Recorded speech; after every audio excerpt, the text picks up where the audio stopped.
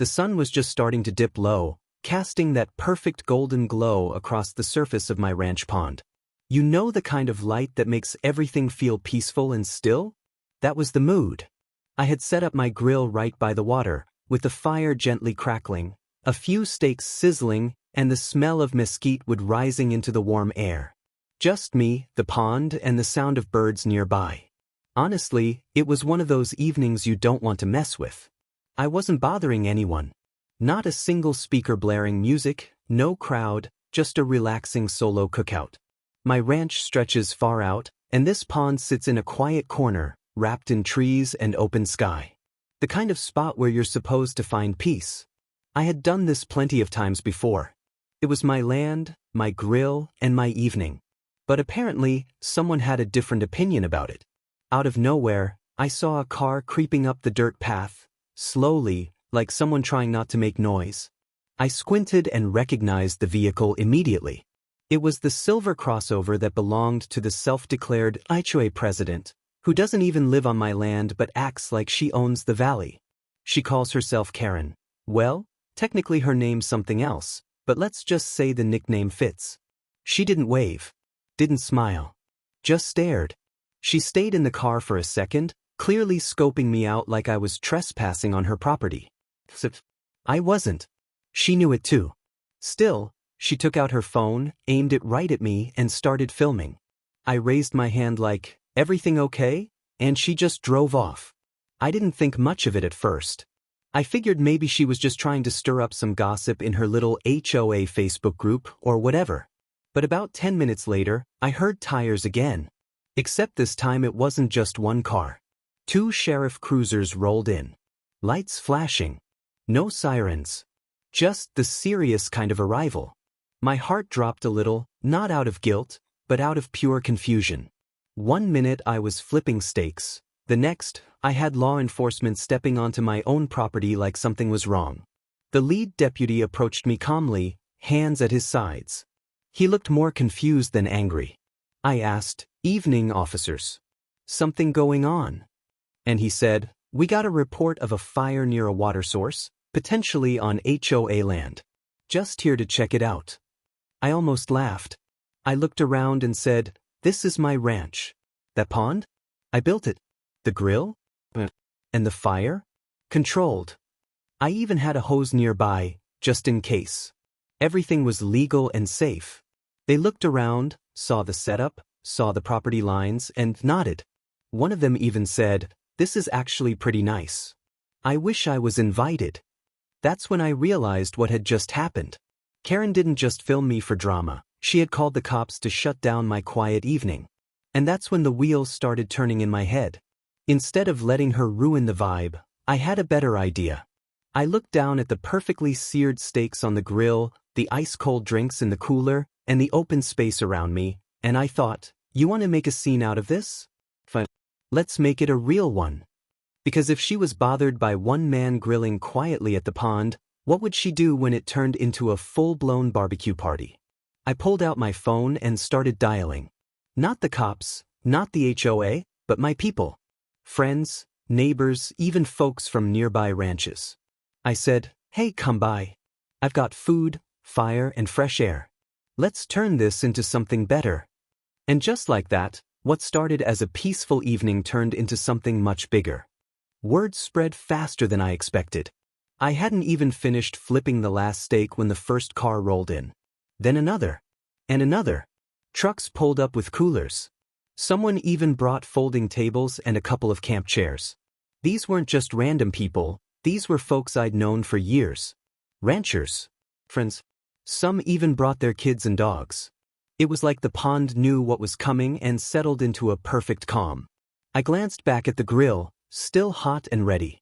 There were more people now, but I had enough meat to feed an army. I didn't plan a party that day, but something about Karen's call to the cops lit a spark that turned into something better. She wanted to shut down my peace. Instead, she triggered a gathering.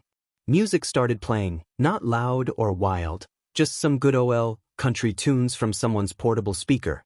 The kind that makes you tap your boot without realizing. Someone else set up a little snack table near the back of their truck. Chips, pickles, fresh lemonade in jars. It felt like a backyard cookout had just grown legs and walked into something special. Kids started kicking a soccer ball near the tree line, and a couple of them even asked if they could swim in the pond. I smiled and said, "Of course." It's not every day the pond turns into the local hangout.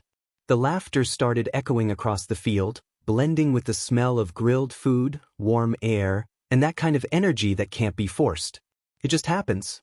Meanwhile, I kept an eye out for Karen. I knew she wouldn't be able to resist. Sure enough, about 30 minutes into the gathering, her silver crossover came crawling back down the path. But this time, she didn't even get out. She parked on the far side of the fence and just stared through her window. Watching. Probably fuming. Her plan hadn't worked. The cops hadn't shut me down. Instead, they left with full stomachs and smiles. And now, here we were, throwing the biggest barbecue this pond had ever seen. I didn't wave to her. Didn't shout or mock her. I just turned back to the grill, added more hot dogs, and focused on the people who mattered. That's what made it sting more, I think. She wasn't getting attention. She was watching community happen without her. Someone brought out an old acoustic guitar and started strumming. Nothing fancy, just a few chords. But it caught on. People started singing, some off-key, some with full voices like they'd been waiting for this moment all week. A couple of teens danced barefoot near the edge of the pond. A dog jumped in after a stick. It was the kind of joy that you don't schedule. It just shows up when the mood's right. One of my friends, big guy named Mitch, walked over with a plate in one hand and a beer in the other. He clapped me on the back and said, "Man, whatever that lady tried to do backfired big time. This is the best night I've had in months." I smiled and nodded, flipping another burger. "Yeah," I said, "who knew a call to the cops could lead to this?" But deep down, I knew it wasn't just about food or music. This was about claiming peace back. About standing firm without raising your voice. Karen wanted control, to remind everyone she was watching, even on land that wasn't hers. But all she really did was remind us how important it is to gather, to connect, and to share simple moments without drama. As the fire flickered and the sun finally dipped below the trees, more cars arrived. Some folks brought pies, others brought cornbread. A few didn't bring anything but stories and good company, which, honestly, was more than enough. The party didn't start with flyers or plans. It started with someone trying to ruin a quiet evening, and instead, giving us all a reason to come together. If you're enjoying this wild ride, don't forget to hit that subscribe button, because this ranch drama's just heating up. By the time the sky turned that deep ranch blue, just before stars pop out, the whole place had transformed. What started as a one-man grill by the pond had turned into something out of a country postcard. The fire crackled louder now, not from more wood but because the laughter around it had grown.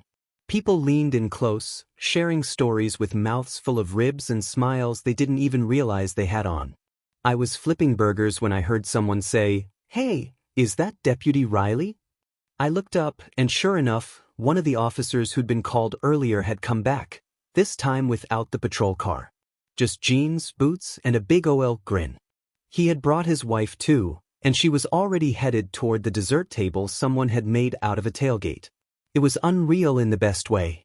Deputy Riley came over and said, "I just had to come back. You weren't kidding, this is something else."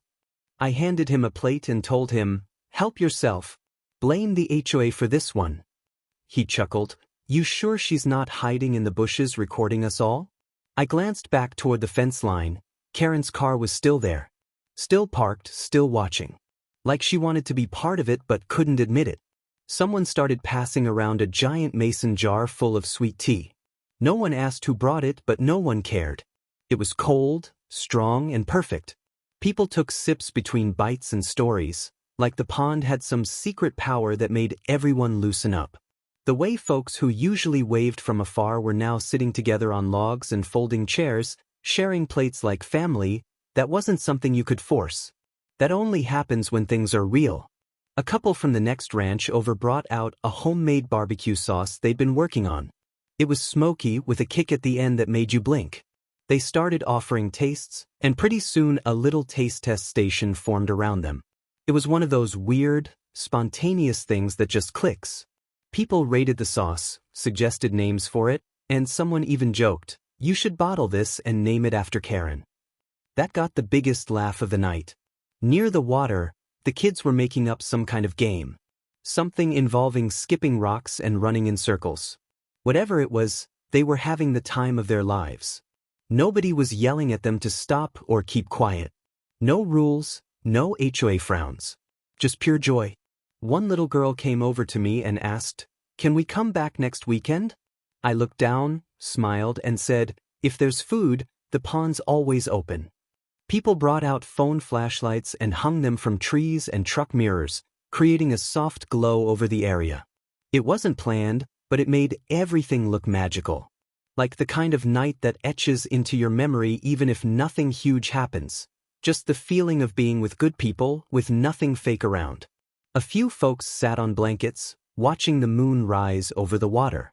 Someone even started a fire pit on the side for s'mores. They found sticks, broke out marshmallows, and passed around graham crackers. Adults joined in too. There's something about roasting marshmallows under a ranch sky that makes everyone feel like a kid again, even the serious types who usually stay quiet. Every now and then, I'd glance toward Karen's car. Still there. Still idling. At one point, she rolled down her window and shouted something, but the music and chatter drowned her out. Nobody responded. Not because we were ignoring her, but because nobody cared anymore. The energy had shifted. Her drama just didn't matter here. People kept saying things like, "This needs to be a tradition," or, "Man, we should have done this years ago." And they were right. It didn't take flyers or rules or HOA approval. Just a spark and a community ready to light it up. I stood there for a second, holding a plate with half a burger in one hand and a pair of tongs in the other, just watching the scene around me. People I'd waved to 100 times but never really talked to were now sitting shoulder to shoulder, passing coleslaw and trading ranch stories. It felt like something that wasn't supposed to happen anymore, like we'd stepped back into a time where folks looked out for each other without needing a group chat or a formal invite. All it took was someone trying to shut down a peaceful moment for this spark of community to catch fire.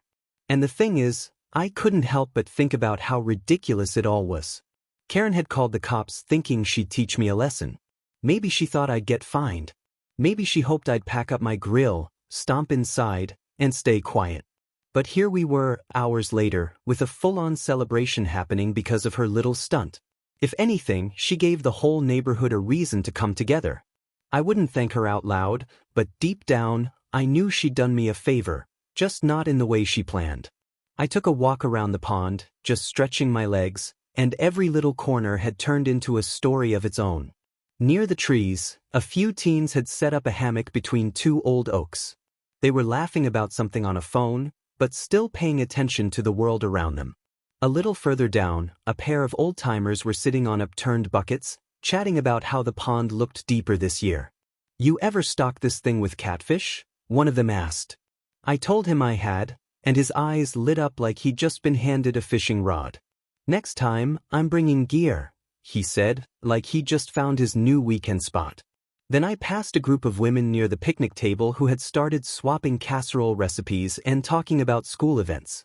One of them said, "This is the first time I've ever actually met everyone face to face. We've lived here 10 years. That stuck with me. 10 years.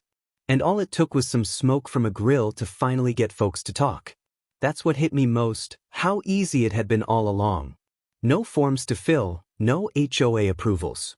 Just an open space, a bit of food, and a reason to step outside. Even the dogs were getting in on it. Someone had brought a tennis ball, and now 3 golden retrievers were sprinting up and down the grass like it was a championship match. Kids were cheering them on, falling over in the grass, covered in dirt and not caring at all. It was that rare kind of fun that doesn't come from screens or gadgets, just people being outside, together. I made my way back to the grill, and that's when I noticed something. Karen's car was gone. Just like that. No big scene. No tantrum. She must have realized that no one cared anymore. Whatever power she thought she had just fizzled out. Nobody shouted, nobody jeered. She just vanished into the night, drowned out by the sound of music, fire crackling, and genuine laughter. And honestly, That was the most perfect way it could have ended. But I wasn't thinking about her anymore. I was thinking about what this meant. How simple it really was to build something stronger than HOA rules and neighborly suspicion. All of it started with a stake and a fire pit. It grew into a reminder that the best parts of community don't come from meetings or memos. They come from people showing up. With a plate, with a chair, with nothing but good intentions. The food kept coming. More people brought dishes from their trucks or homes nearby. One guy rolled up with homemade smoked sausages that disappeared faster than I could grab one. Another family brought a peach cobbler that ended up being devoured in minutes. Every bite, every joke, every shared drink. It was like adding another brick to something we didn't even know we were building. Even hours in, no one seemed ready to leave. People moved closer to the fire, kids curled up under blankets, the guitar made another round. I caught someone whispering, "Let's do this again next month." And heads nodded. Not because it was a big event or anything, but because it just felt right. Like something worth repeating. I don't know exactly when it happened, but at some point during the night, the party stopped feeling like a reaction and started feeling like a tradition. It wasn't just about proving a point anymore. It wasn't about Karen. It wasn't even really about the barbecue. It was about this quiet understanding that settled into the crowd, like everyone just knew we'd needed this for a long time. Someone had brought out an old metal tub and filled it with ice and bottled root beer. I watched as a little boy grabbed one, cracked it open with both hands, and took a swig like he'd just finished building a barn. His dad smiled and patted his head. Simple moments like that kept happening, one after the other. And each time, it reminded me that no HOA rule or angry neighbor could stop people from being people. Right by the edge of the pond, a few neighbors had dragged out lawn chairs and laid blankets down to watch the stars. They had their boots kicked off, a plate balanced on their knees, and were swapping ghost stories like it was some summer campfire night. The moon reflected off the pond, and for a second, it looked like two skies were stacked on top of each other, one above us, one below. It was the kind of night you couldn't plan if you tried. Back at the grill, I was starting to run low on meat, which was a good problem to have. One of the teenagers offered to take over flipping the last few burgers, and I handed him the spatula with a grin. "Careful," I said, "you burn one and you owe me a steak." He laughed and said, "Deal?" It felt good to see someone younger take over. Like the whole evening was passing from one generation to the next without skipping a beat. I wandered over to the fire pit again. A small group had gathered there with marshmallows, graham crackers, and chocolate bars, each kid trying to roast the perfect s'more. Some ended up charred black, others melted just right. One girl shouted, "Look, mine's gold," like she'd won a trophy. It was messy, loud, sticky, and perfect. A few adults joined in too, carefully toasting theirs while sipping on spiked cider someone had brought in a thermos. What struck me the most was how natural it all felt. No one was staring at phones.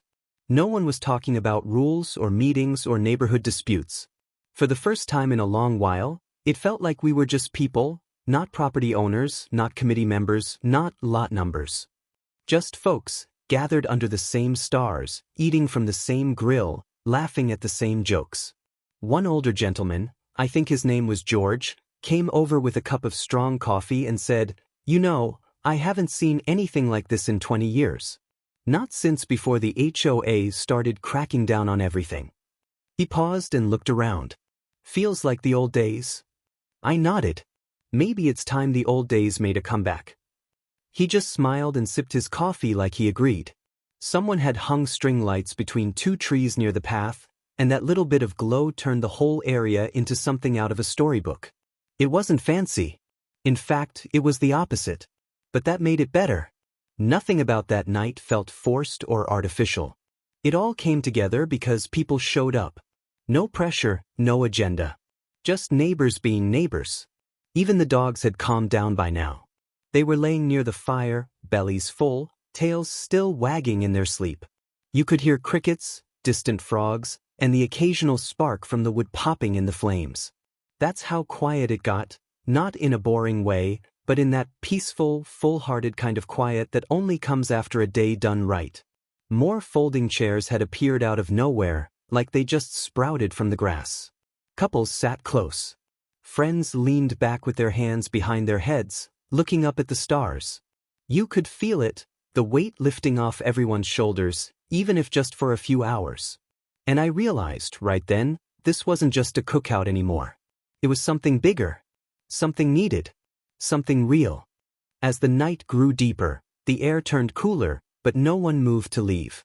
If anything, people were settling in even more. Some wrapped themselves in blankets they had grabbed from truck beds, while others pulled jackets over their shoulders.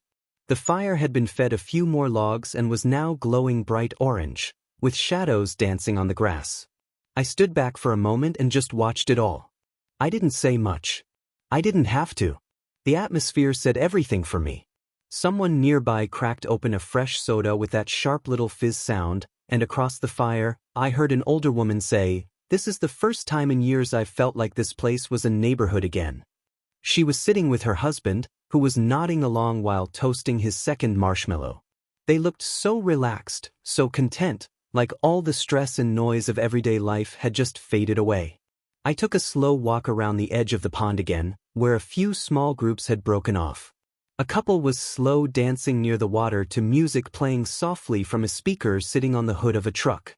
It wasn't a formal dance, just a sway, two people completely tuned into their moment, like they were the only ones there. The sight of it made me smile, because that's what nights like this do. They bring out a side of people that you don't see at HOA meetings or passing each other on the road. They let you breathe. At one point, a guy named Chris walked up to me with a paper plate piled high with food. He said, "You realize you might have started something tonight, right?" I raised an eyebrow and he laughed. "No, seriously, I've had better food, better company, and a better night here than any event that HOA's ever tried to host." I told him, well, all it took was one angry phone call and a stubborn grill. And he wasn't the only one who said something like that. People kept coming up, one by one, sharing how much they needed a night like this. Not one person mentioned Karen by name anymore. It was like she'd faded into the background completely. Her attempt to police my peaceful evening had unintentionally united the whole area in a way I don't think even they saw coming. Another neighbor, a quiet guy I'd only ever seen driving his pickup, tapped me on the shoulder and said, "I brought a few fireworks if that's okay." I paused for a second and then grinned. "If you light one, I bet half this crowd will cheer." Sure enough, 5 minutes later, the first one shot up into the air and exploded in a burst of red and gold. People clapped and hollered, and kids started jumping up and down. Someone started chanting, "Do another." And just like that, the night got brighter. As the fireworks lit up the sky, it was like every crack and boom shook loose a little more joy. Every color that bloomed overhead reflected in the pond below, and for those few seconds, everything felt untouched by the stress of rules, fines, and HOA politics. It felt free. Folks who hadn't talked much before were now swapping numbers and making plans for the next cookout. Someone even mentioned organizing a pond nights potluck once a month. No HOA needed, just neighbors and a place to meet. And you could tell by the nods and smiles that people meant it. This wasn't going to be a one-time thing. Even the teenagers who usually hung back from adults were out there, helping clean up, collecting cups, folding chairs, carrying coolers back to trucks. Nobody asked them to. They just did it. There was pride in the air, not the loud, chest-puffing kind, but the quiet kind that makes you stand a little taller because you know you're part of something good. I looked over at the grill one last time. It was mostly cold now, the coals a soft orange underneath the grate. A couple of leftover hot dogs sat wrapped in foil nearby. A few plates and cups still sat scattered across the tables, but even that looked beautiful in a weird way, proof that the night happened, that it was real. It didn't start with a flyer, or a plan, or an agenda. It started because someone tried to shut down a moment of peace, and the rest of us decided not to let that happen. We didn't just light a fire that night, we lit something far more lasting. By the time the last spark of fireworks faded and the fire turned to glowing embers, people began moving slower, not because they were tired, but because no one really wanted the night to end. Some leaned against truck beds, talking quietly. Others sat on logs, finishing the last bites of peach cobbler someone had magically pulled from a cooler like it was planned all along. I was standing by the pond, watching the reflections of the string lights ripple on the water's surface. The grill was cold now, but my mind was still hot with everything that had unfolded since that first flip of a burger. One of the teenagers walked up and handed me a folded piece of paper. I looked at it, puzzled. It was a handwritten list, names, phone numbers, and a title across the top that read, Next Pond Night. I laughed. "You starting a club now?" I asked. She shrugged and said, "Maybe. People want to come back. We figured it'd be easier if we had a list." Just like that, no votes, no permission, no announcements. Just a bunch of people deciding this was worth keeping. Around the corner, near the picnic tables, I spotted a small group of folks huddled with paper plates and phones in their hands, trying to figure out who could bring what next time. One guy was like, "I'll handle ribs. My wife makes this mac and cheese that'll blow your mind." Another woman chimed in, "I've got a generator and lights. If we want to stay later next time, we'll see everything." And it wasn't just planning. It was laughter. It was warmth. People started retelling parts of the night like it was already a memory from years ago. Remember when the marshmallow caught fire and nearly launched like a rocket? Or, that first firework almost took out the tree. Everyone had a moment they were holding on to, and they were already turning those moments into stories. What struck me most was how natural it had become. No one was waiting for permission. No one was checking over their shoulder to see if someone was watching. Karen's car had long since disappeared, and nobody even brought her up anymore. Her presence didn't matter now. Her absence felt even smaller. This whole thing had outgrown whatever little grudge she tried to start. I spotted George again, the older guy with the coffee from earlier. He had switched to hot chocolate and was now sitting on the tailgate of someone else's truck like it was his own. "You ever think," he said, "that sometimes a bad apple shows you how many good ones are still in the tree?" I didn't say anything at first. I just nodded. Because that was it. That one sentence explained the entire night better than I ever could. Somewhere behind me, I heard someone start up the guitar again. Just a soft strum, like a lullaby for the fire. The notes floated across the pond, and a few people hummed along without even realizing.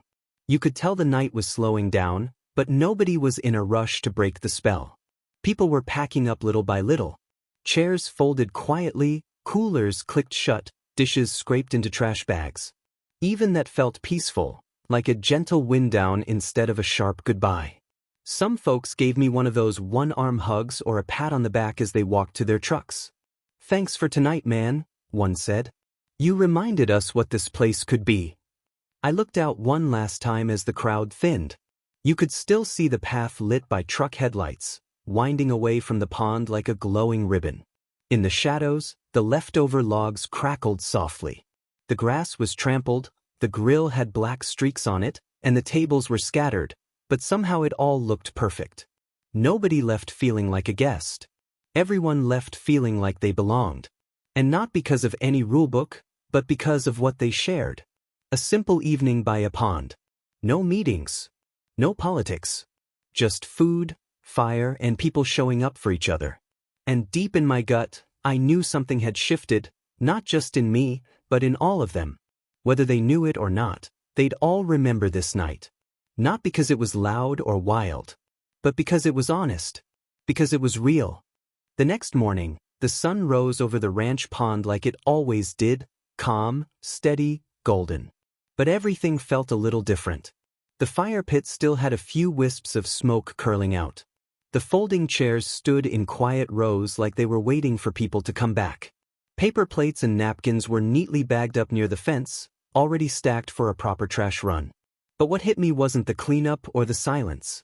It was the feeling that lingered, the weight of something good, something real, that had taken root. I stood there barefoot in the grass, coffee in one hand, taking it all in. The same pond where just yesterday, I was flipping steaks under the judgmental glare of a woman in a silver SUV, now looked like the heart of something bigger than me. I never intended to start anything. I just wanted a quiet evening by the water. But somehow, that small act had pulled people in, and not because of anything loud or flashy. Just because it was honest. A pickup truck rumbled up the path. It was Mitch, my buddy from down the road. He rolled down the window, grinning like he hadn't slept at all. "Figured you'd still be out here," he said. "Brought some coffee and breakfast sandwiches." He hopped out and handed me one. "You realize you kicked off a whole movement last night, right?" I laughed. "I just lit a grill, man." But he shook his head. "You gave people a reason to look up from their fences." We sat on the tailgate, eating in silence for a bit. Across the pond, the reflection of the trees shimmered with the early morning breeze. A couple of ducks waddled back across the shore, probably wondering where all the people had gone. And I started to think about how many nights just like last night had almost happened, but didn't. How many times had we all stayed inside? How many moments had we let slide because we were too busy, too tired, too used to keeping to ourselves? Later that day, I started getting messages. One after the other. A thank you text from the woman who brought the cobbler. A picture from the kids with their half-burnt s'mores. A video someone had taken during the fireworks, where you could hear everyone laughing and cheering. Even George sent me a short voice memo. "Next time you fire up that grill, you better let us know." It was simple stuff, but it meant a lot. I didn't respond to everything right away. I just read and listened. Because every message was a little piece of proof that something had shifted in this neighborhood. The walls had dropped, even if just a little. People had remembered how to gather, how to share, how to be more than names on mailboxes. And it all started not with a celebration, but with someone trying to shut one down. That irony stuck with me. Karen had called the cops thinking she'd stop something. Maybe she thought the rules gave her power. Maybe she believed she was protecting something, her peace, her authority, her view. But all she really did was give us an excuse to show her what real community looks like. And while she left the scene before the night even ended, we were still here, smiling, helping, remembering. I walked around the pond one more time, picking up a stray plastic fork and folding a chair that had tipped over in the night. It wasn't about cleaning up anymore. It was about holding on to the energy that had filled this space. Because that's the thing. Moments like that don't stick around unless you let them grow. And I wasn't about to let this one fade. Later that afternoon, a couple of neighbors dropped by to help break things down. No one asked them to. They just showed up, like it was already a given. One of them asked, "Same time next week?" I smirked and said, "Might as well leave the chairs out." By evening, everything was packed away, but the feeling remained. A kind of quiet buzz, like a light left on in a window you didn't know you needed. It didn't matter if the pond was empty for now. Because now it had become something more. A place where people didn't just pass by, they showed up. And if one surprise barbecue could do all that, I had a feeling it was only the beginning. It didn't take long for word to spread beyond our little stretch of ranch land. By the end of the week, people I barely knew from the other side of town were asking about the barbecue by the pond. I'd run into folks at the feed store or the gas station, and they'd say, "Heard you threw one heck of a party," with a half smile and a look like they wished they'd been there. One guy even said his cousin's neighbor was talking about it at church. That's how you know it hit deep, when people who weren't even there still feel like they missed something big. A few folks started messaging me through local forums and Facebook groups, saying things like, "Next time, let us know. We'll bring cornbread," or, "That pond party looked like something this town needs more of." I wasn't trying to become the guy who hosts everything. I didn't want a title, or a schedule, or anything official. But it was hard to ignore how people were craving something real, not another cold HOA meeting or strict email reminder about trash bins being 2 inches too far from the curb. They wanted connection. They wanted something that felt human again. Even people who usually kept to themselves started waving when they passed my ranch. I noticed a woman who'd never said a word to me in 4 years suddenly stop her car one morning just to say, "Thank you for doing that. My kids haven't stopped talking about the fireworks." It wasn't about the show or the food, it was the fact that someone finally said, "Forget the rules, let's live a little." Meanwhile, Karen was quiet. I hadn't seen her car since the night she rolled off. But I did hear that she tried to complain again, this time to the town office. Rumor had it, she showed up with pictures, printed out posts, and a long list of made-up violations. But according to someone who works down there, she was told, plain and simple, it was private land. No laws broken. Sounds like a nice gathering. I can only imagine the look on her face when she heard that. But here's what caught me off guard. A few days later, I found an envelope taped to my gate.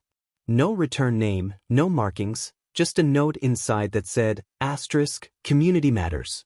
Just didn't know how to build it until now. Asterisk, the handwriting was careful, like someone who wanted every word to land. No signature. I don't know for sure if it was her, but something told me it was. And if it wasn't, it was someone close enough to her to matter.